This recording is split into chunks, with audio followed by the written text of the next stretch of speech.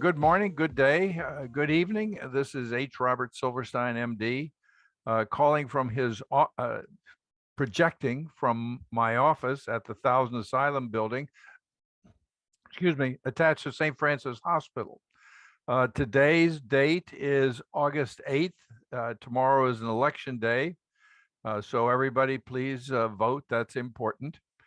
8/8/22, just so you know what year.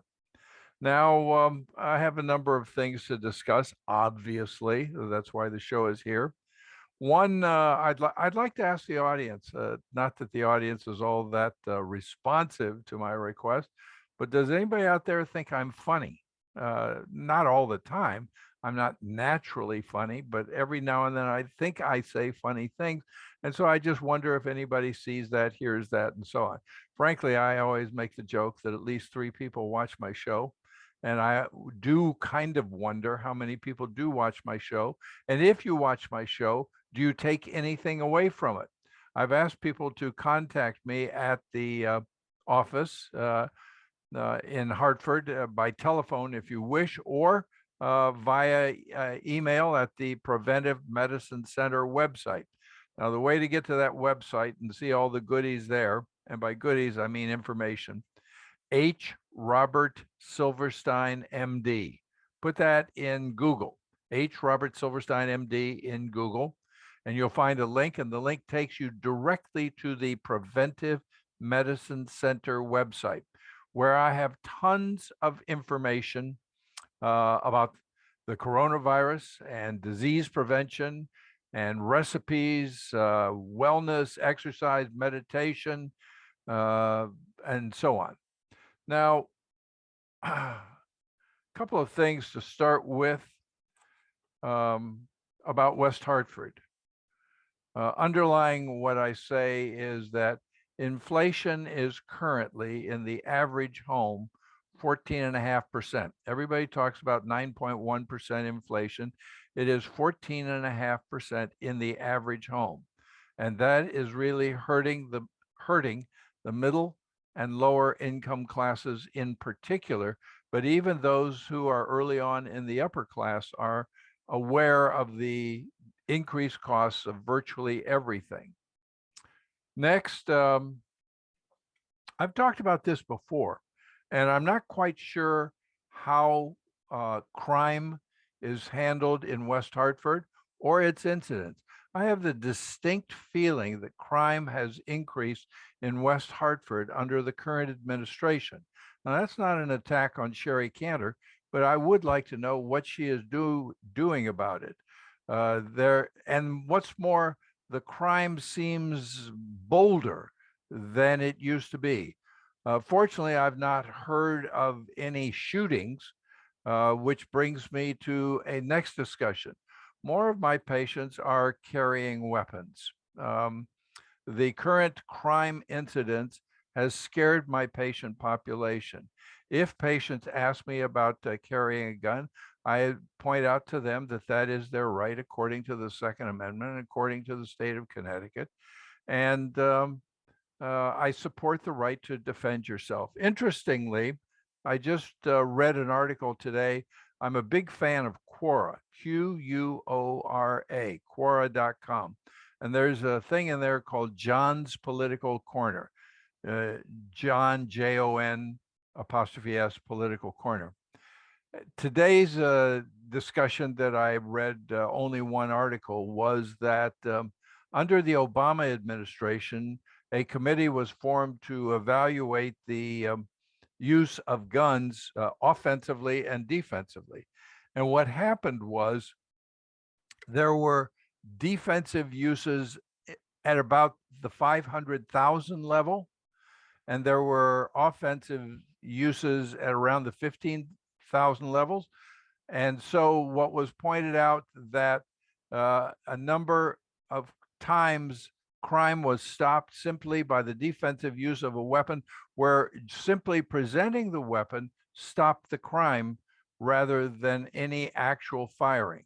Now, you may say, well, you sound like you're in support of everybody carrying a gun. I am in support of everybody having every right that they're entitled to. That's my position. If a patient wishes to carry a gun, there are obvious safety concepts that need to be adhered to. You don't just go out and buy a gun. You need to be trained. It is a lethal weapon. Firing that weapon will change your life. On the other hand, not firing it may also change your life. So it is a difficult circumstance. I'd like to know what the legal position of the courts are around West Hartford about defensive gun use. For instance, houses that are broken into, if someone is home and has a weapon, is there sympathy for the person to protect their rights? Or is it more like anyone who uses a gun defensively is guilty until proven innocent? I really don't know. Let's see here. So that's crime. Next, an important study came out about vitamin D. It was run by the Institute of Medicine, which is now the National Science NAS, National Association of Science, NAS, I think it is. It might be NSA, National Sciences Academy. And it basically said that vitamin D was not helpful.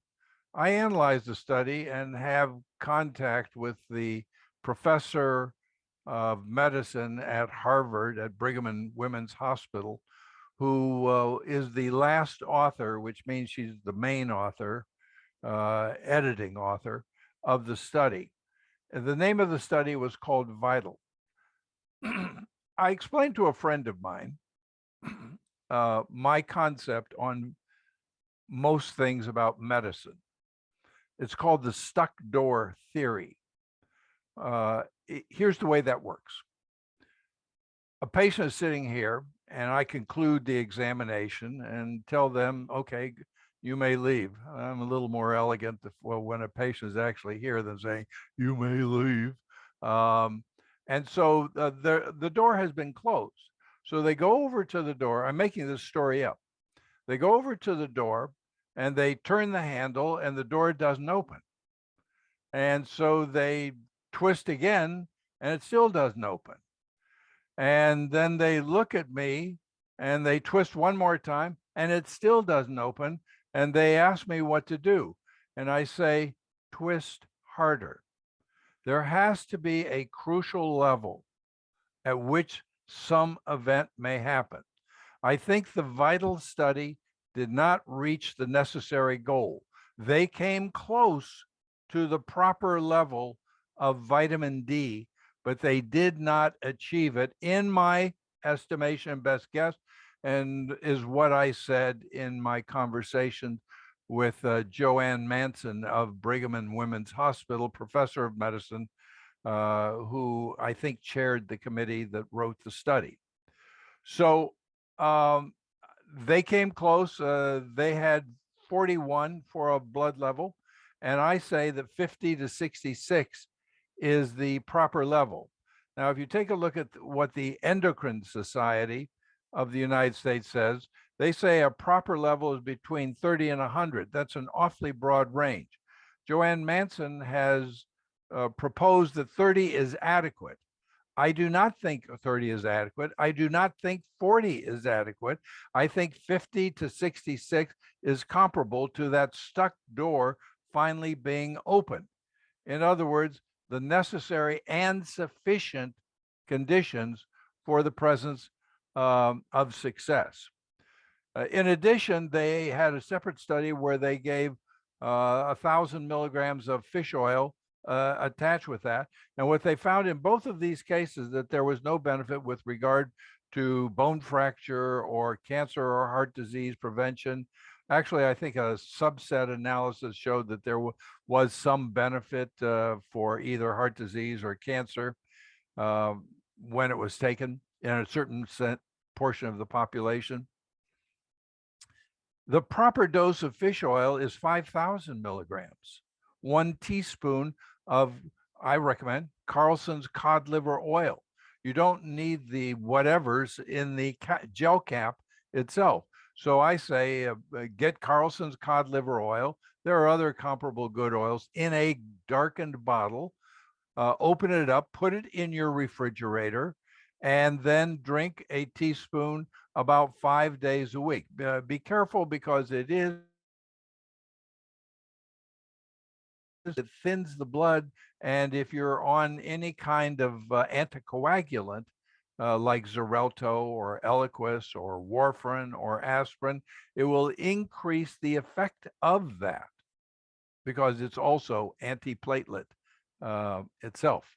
So downsides and upsides. One of the things I'd like to talk about that quickly comes to my mind is ads on TV. Whenever you see an advertisement for a medicine, you always hear this long list of complications. I think that's ridiculous.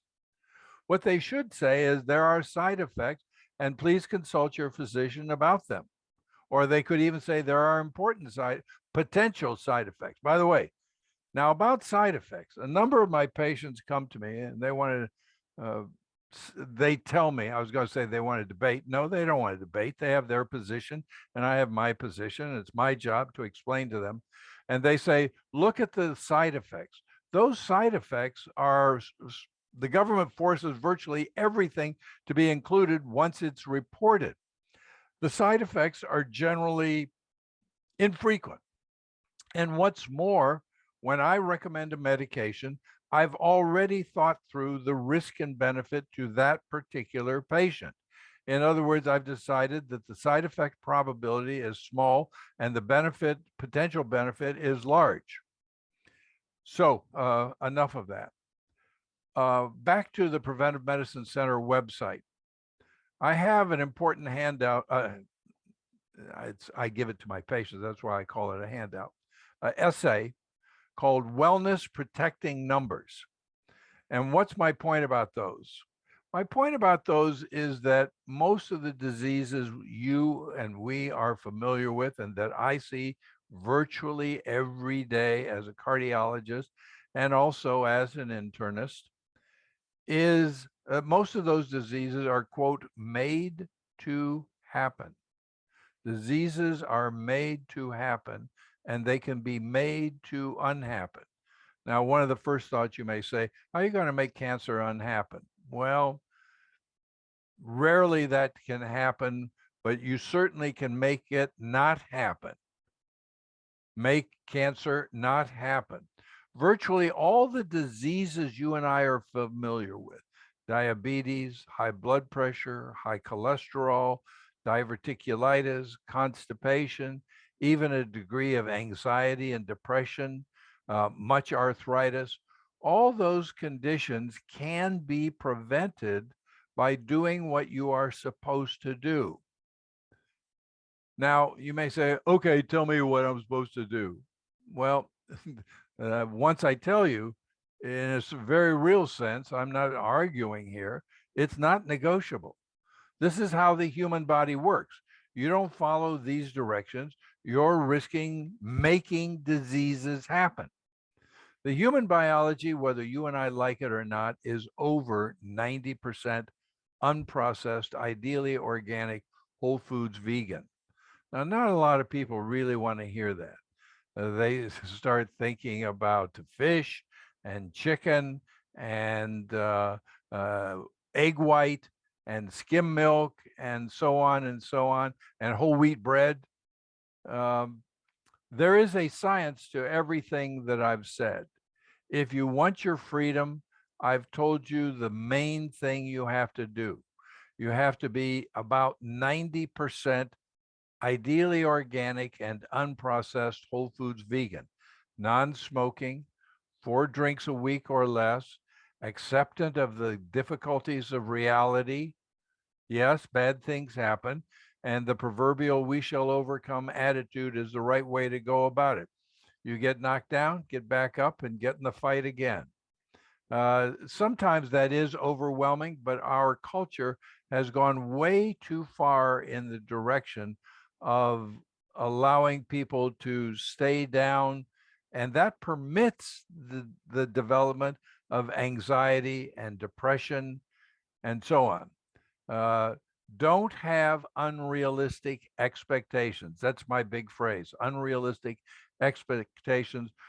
People die, people have accidents, people develop diseases, people have side effects, auto accidents, et cetera, et cetera. Bad things happen. Don't be surprised and don't be overwhelmed. Get back up and get back in the game. So the game of life, and the we shall overcome, the little choo-choo who could, I think I can, I think I can, I think I can. This is the way to go about it. We must not be so concerned about feelings as we must be concerned about the realities and difficulties of life and the need to overcome the difficulties of life with a good attitude. I encourage my patients who are in the anxiety, depression direction to sing a happy song every day. I was told that probably 40 years ago, maybe even longer. And my favorite song these days is Zippity Doo Dah from the movie, the Disney movie, Song of the South. It's a wonderful, wonderful, you ought to look up the video of it. It's just a wonderful video. And plus the fact, musically, it's very interesting. I also like the song Four Leaf Clover. I'm looking over a four-leaf clover that I overlooked before. One is for sunshine, the second is rain, so on and so on and so on. So sing a happy song every day. Noli carborundum illegitime. Don't let the bastards grind you down. That's Latin. Noli carborundum illegitime. And bad things happen. There's another swear word for that. Get up and deal with it. As my first son, Stephen, says, life's a bitch and then you die. Well, that's meant to be humorous. That's not meant to be something to whine and cry about. Now, I'm spending too much time talking about anxiety and depression. Let's go back. Diseases are made to happen. They can be made to unhappen. 95% of diabetes, high blood pressure, high cholesterol, hardening of the arteries can be stopped and reversed. Yes, I said reversal of hardening of the arteries. There isn't any question about that. I have an article over here from, oh Lord, it takes me a little while to find it. I think it's 2009, where they did a study and they proved that hardening of the arteries was reversible. Somewhere, I don't know. Forgive me for that. Okay, enough of that. Next, I want to talk about on-street parking in West Hartford. I thought it was nasty of our whoever makes that decision when free parking slots were eliminated by city government. And what I'm talking about is where Lavery's used to be. Maybe I've got that one wrong, but there are plenty of other locations that used to be sites of free parking, and the city government, I think I have this right, but I might have it wrong, took away the freedom of, yeah, there were side street parking that are now part of metered parking. I thought that that was just selfishness on the part of the government of the city of Hartford, of which, the buck stops here. So we're talking about Sherry Cantor's direction for the town of West Hartford. And I go back, why isn't she doing more about crime? And, people may say, oh, come on, Silverstein, she is doing as much as she can. And yeah, the town needed hey, look, I understand there are two sides to every discussion, but as a resident, alternative word, denizen of West Hartford, these are the feelings that I have. And if I'm wrong, I'm wrong. But if I'm right, then will West Hartford citizens please speak up? Next, okay, that's the made to happen discussion. All right, in the past, I've discussed sexual information in schools. I believe that a brief discussion of the biology of the human body is correct.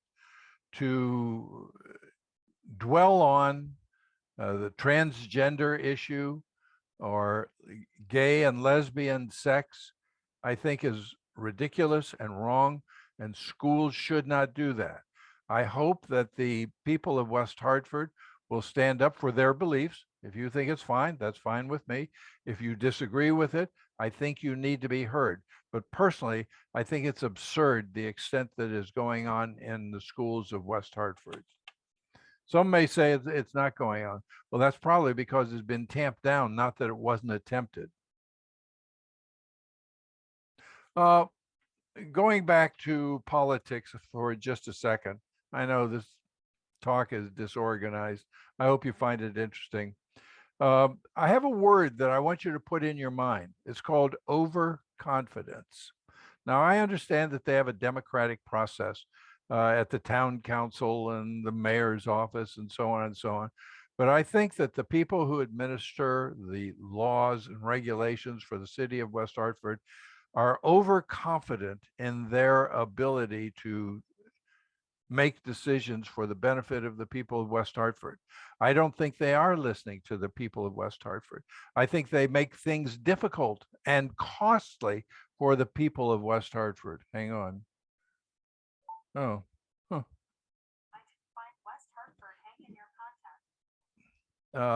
My cell phone just started going up. So overconfidence. Um, Anybody want to talk about the Inflation Reduction Act?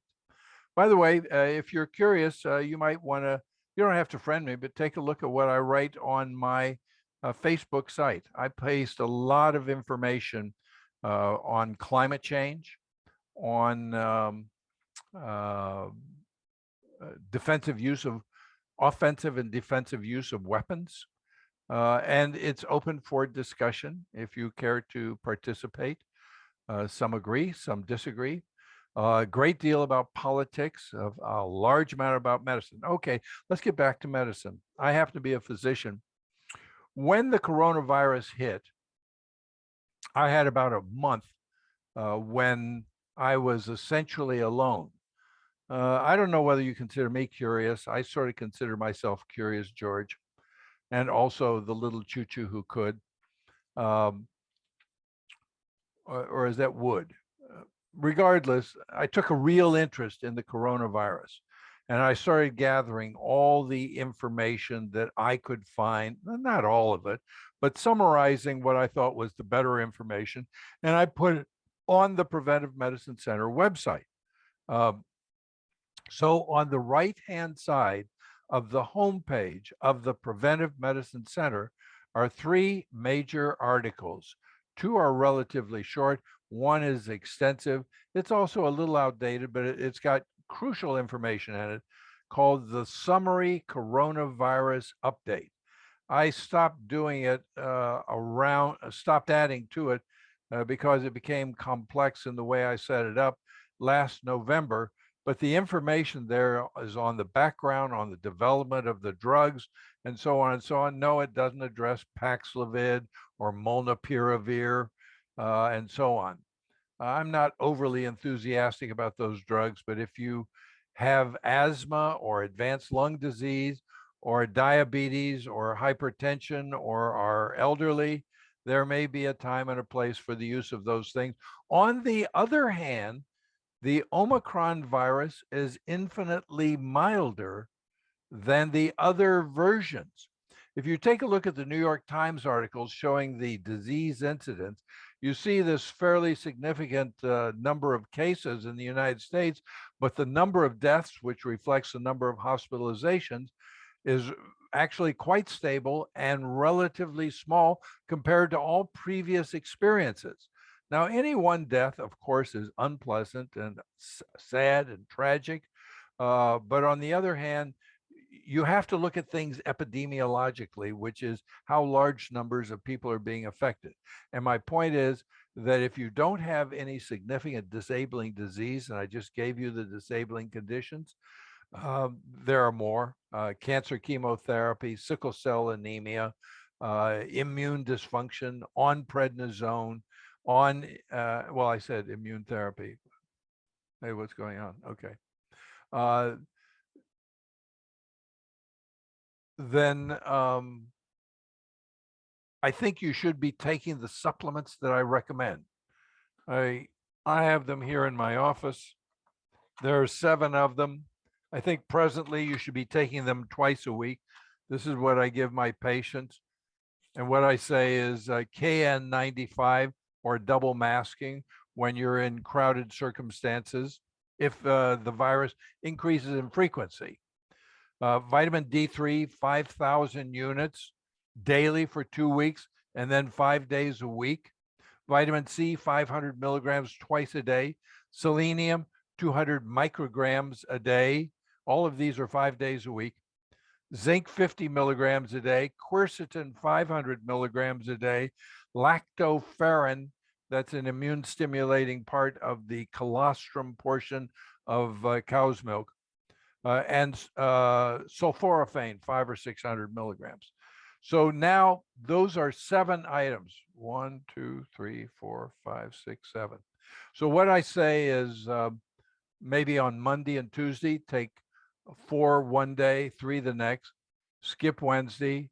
On Thursday and Friday, take 4 one day and 3 the next, and then take off Saturday and Sunday. And that way you get 7 tablets twice a week. That's what I think will reduce the seriousness of the coronavirus infection. A discussion of whether or not to get the 4th or even forthcoming 5th, I discuss personally with my patients. The immunizations work like this. They give benefit for several months and then they lose their effectiveness. I find that hard to accept. Plus the fact that the infection itself is relatively mild. Now, I would say you should be on all of those things when you have the infection in order to diminish the potential for side effects and quote, long COVID, close quote, which I think is being overdone. We are in a society where we think of I cannot as opposed to I can. So if now that this disorder is out there about long COVID, which is real, but it's not real to the extent that it is currently being, and I use this word correctly, promoted. It's sort of like we're so busy holding everybody's hand that we have forgotten that which made us the great nation and people that we are. And, this is just my philosophy. Take it or leave it. You can say, oh, you're a rhino, you're a Republican. No, I'm a liberal Democrat and have been for forever. And, but I have not forgotten American history. And I'm aware of American history, including slavery and the Civil Rights Act. I was there. I was participating in the demonstrations for civil rights. All right, that's pretty much it. I am H. Robert Silverstein, MD, for the Preventive Medicine Center. If you have questions, please call the office, 860-549-3444. I advise you to go to the Preventive Medicine website to see the wellness protecting numbers, which is how to make diseases unhappen, and to read about the coronavirus and how to mollify it and prevent long COVID. My best guesses. Okay, that's it. Hope you enjoyed it. Let me know, please. Thank you.